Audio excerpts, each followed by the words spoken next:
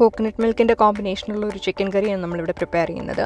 അതിനാദ്യം ഇവിടെ കോക്കനട്ട് ഓയിലിൽ നമ്മൾ മസ്റ്റേർഡ്സ് സ്പ്ലിറ്റ് ചെയ്തെടുക്കുക. അത് സ്പ്ലട്ടർ ചെയ്ത ശേഷം പിന്നെ നമ്മൾ ഓണിയൻസ് ആഡ് ചെയ്യുക. ഓണിയൻ ഞാനിവിടെ എടുത്തിരിക്കുന്നത് ഒരു 1.5 എടുത്തിരിക്കുന്നത്.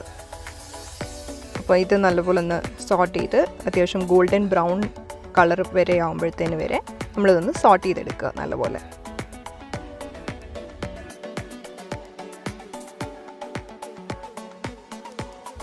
ഇത് നല്ലപോലെ സോട്ട് ചെയ്തെടുക്കണം.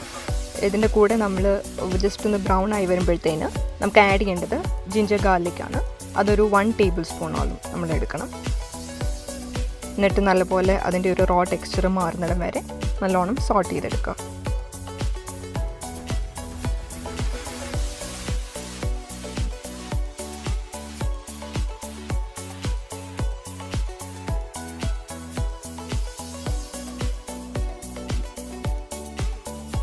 ഞാനിവിടെ ചിക്കൻ പീസസ് എടുത്തേക്കുന്ന മിക്സ് പീസസ് ആണ്. ഞാനിത് മാരിനേറ്റ് ചെയ്ത് വെച്ചിരിക്കുകയാണ്. ടേമറിക്കും സോൾട്ടും മാത്രമേ ഇട്ടു. അപ്പം ഈ 2 ഐറ്റംസ് മാത്രമേ ഞാൻ അതിലിട്ടിട്ടുള്ളൂ. എന്നിട്ട് മാരിനേറ്റ് ചെയ്തൊരു 5 hours വെച്ചിട്ടുണ്ട്. അപ്പം ഇതിനകത്തിപ്പം ബ്രസ്റ്റ് പീസ് ഉണ്ട്, തൈ ഉണ്ട്, ഇതെല്ലാം മിക്സ് ചെയ്തിട്ട് എടുത്തിരിക്കുകയെന്നാണ്, ബോൺലെസ് മാത്രമല്ല. അപ്പം ഇത് ജസ്റ്റ് സെറ്റ് ചെയ്ത് ഫ്രിഡ്ജിൽ വെച്ച ശേഷം ഒരു 3-4 hours വെച്ച ശേഷം നമുക്ക് എടുക്കാം. പിന്നെ അതുപോലെ ഇതിൻ്റെ ഒരു മിക്സ് എടുക്കാൻ വേണ്ടിയിട്ട് കോക്കനട്ട് ഞാനൊരു 1/2 കപ്പ് കോക്കനട്ട് ഗ്രേറ്റഡും പിന്നെ അതുപോലെ തന്നെ ഒരു ഗ്രീൻ ചില്ലിയുടെ ഒരു 1/2 എടുത്തിട്ടുണ്ട്. അപ്പോൾ നമ്മൾ ഇതിനകത്ത് മെയിനായിട്ട് ചില്ലി പൗഡർ അല്ല ഇതിൻ്റെ ഹൈലൈറ്റ്, ഗ്രീൻ ചില്ലിയാണ്. അപ്പോൾ ആദ്യം കുറച്ച് ജസ്റ്റ് ഇട്ടിട്ട് പിന്നെ നമുക്ക് കൂട്ടണമെങ്കിൽ നമുക്ക് കൂട്ടാം. ഇതൊന്ന് ഇപ്പോൾ ഗ്രൈൻഡ് ചെയ്ത് അതിൻ്റെ ഒരു മിൽക്ക് നല്ല ഫൈനാക്കി എടുക്കുക. ഇത് മിക്സ് ചെയ്ത് അരിഞ്ഞ് കിട്ടിയിരിക്കുന്ന പേസ്റ്റാണിത്. ഇനി ലോ ഫ്ലെയിമിലാക്കിയിട്ട് നമ്മൾ ആഡ് ചെയ്യേണ്ടത് ടേമറിക് പൗഡർ ഒരു 1/2 ടീസ്പൂൺ.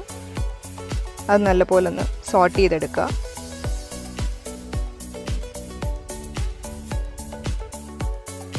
പിന്നെ കൊറിയാൻഡർ പൗഡർ നമ്മൾ ആഡ് ചെയ്യണം ഒരു 2 ടേബിൾ സ്പൂൺ.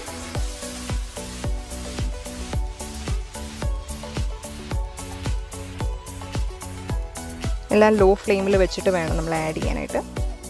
എന്നിട്ട് അപ്പോൾ തന്നെ നമ്മൾ ജസ്റ്റ് ഒന്ന് മേർജ് ചെയ്തെടുക്കുക. സോ പെട്ടെന്ന് അത് ബേണൊന്നും ആകാതെ, നമ്മൾ ലോ ഫ്ലെയിമിൽ വെക്കുമ്പോൾ പിടിക്കില്ല. പിന്നെ നോൺ സ്റ്റിക്ക് യൂസ് ചെയ്യുന്നതുകൊണ്ട് അങ്ങനെയൊന്നും പിടിക്കില്ല. ചില്ലി പൗഡർ ഒരു 1 ടീസ്പൂണേ നമ്മൾ ആഡ് ചെയ്യുന്നുള്ളൂ. കാരണം നമ്മൾ ഗ്രീൻ ചില്ലി ഇതിൻ്റെ മെയിനായിട്ട് ബേസ് ഈ ചിക്കൻ വയ്ക്കുമ്പോൾ. പിന്നെ ഗരം മസാല ഒരു 1/4.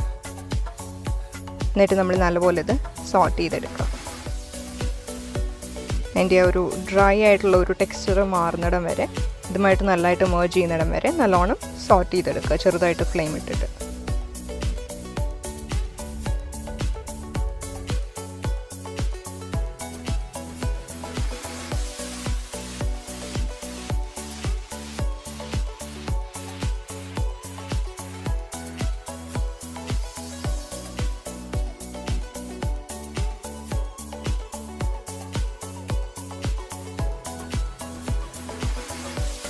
ഇനി നമുക്കിതിലേക്ക് ചിക്കൻ പീസസ് നമ്മൾ മാരിനേറ്റ് ചെയ്ത് വെച്ചത് ആഡ് ചെയ്യുക. നമ്മൾ മാരിനേഷൻ ഒരുപാട് ചെയ്യുന്നില്ല, കാരണം ഇതിലൂടെ കുറച്ച് സിമ്പിളായിട്ടുള്ള ഒരു വേർഷനാണ് ഞാനിത് പ്രിപ്പയർ ചെയ്യുന്നത്.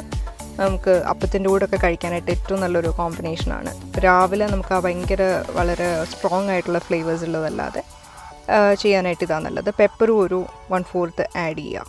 വേണമെങ്കിൽ നമ്മൾ ഗ്രീൻ ചില്ലി ഇടുന്നത് കൊണ്ട് എരിവ് എപ്പോഴും നമ്മൾ കുറച്ച് കൺസിഡറബിളായിട്ട് ഇടുക.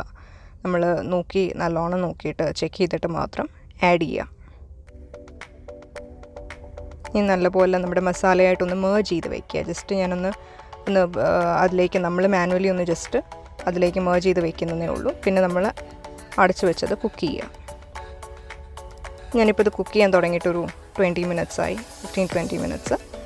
അപ്പം ഇതിലേക്ക് ഞാൻ തേങ്ങാപ്പാൽ ആഡ് ചെയ്തു, നമ്മളെടുത്ത് വെച്ച തേങ്ങാപ്പാൽ. പിന്നെ അത് കൂടാതെ നമ്മൾ കോക്കനട്ട് മിൽക്ക് ഞാൻ അല്ലാതെ നമ്മുടെ തിക്കായിട്ടുള്ള നോർമൽ ഗ്രീൻ ചില്ലി അരയ്ക്കാതുള്ള കോക്കനട്ട് മിൽക്കും കൂടി അതൊരു 1 കപ്പ് ആഡ് ചെയ്യുന്നുണ്ട്.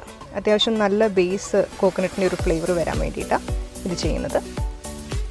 ഇത് നല്ലപോലെ ഇനി കുക്ക് ചെയ്ത് നമുക്കൊരു 10 മിനിറ്റ്സും കൂടി കുക്ക് ചെയ്തിട്ട് നമുക്ക് സെർവ് ചെയ്യാം.